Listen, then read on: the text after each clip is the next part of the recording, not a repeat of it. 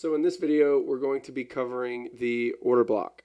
And the order block, it's much like the breaker, where it can be pretty confusing at first, but it will make more sense the more time you spend with it. So we're going to go over the structure and how to identify it. We're going to cover a bearish order block, which is going to be defined as the last up closing candle in the range. And then we're going to identify a bullish order block.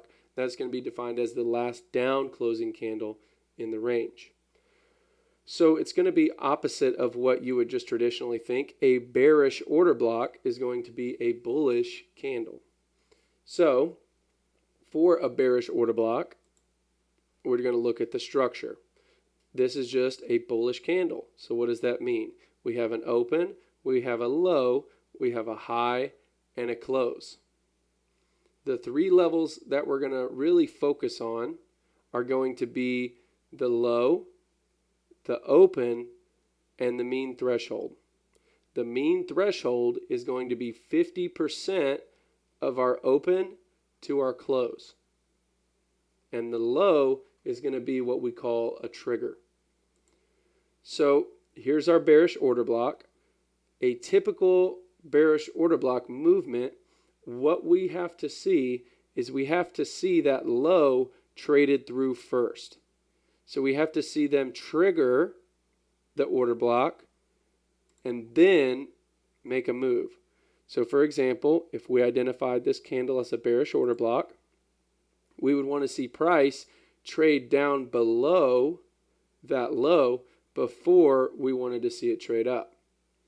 But once we triggered that low and traded up into 50%, then we could start looking to go short, stop above here, and look for our targets. A lot of times you'll also see they'll trigger the order block and then they'll trade right there around the open and then go short. So here's an example in price. Again, looking at this whole chart, if you look at the closing price, this is another tip, if the wick has more volume than the body, we're not going to use that candle. That's a huge tip right there, is we want to use the largest big body candle because it has a lot more volume in it. So this would be our bearish order block. You can see the lows barely ticking out right there, but right here you see it would trigger, then trade up to that 50%. So as a little bonus, a trigger that I like to use, instead of just using the low, what I like to use is I'll look at one standard deviation. So I'll measure the candle from the open to the high, and I'll take that exact same square and I'll deviate it once down. Then when price hits that level, that is when I refer back to my mean threshold. You can see right here. So it trades down, hits our extended trigger, then comes back, mean threshold, and sells off. This is going to be the case more often with higher time frame order blocks. Lower time frame order blocks won't do this as much, but this here is a killer strategy. It was one of my first strategies that I ever used. It's probably one of the most effective strategies that I have used. As far as waiting for this full trigger to hit, right, one standard deviation of the order block itself, and then just camping out right there at that mean threshold.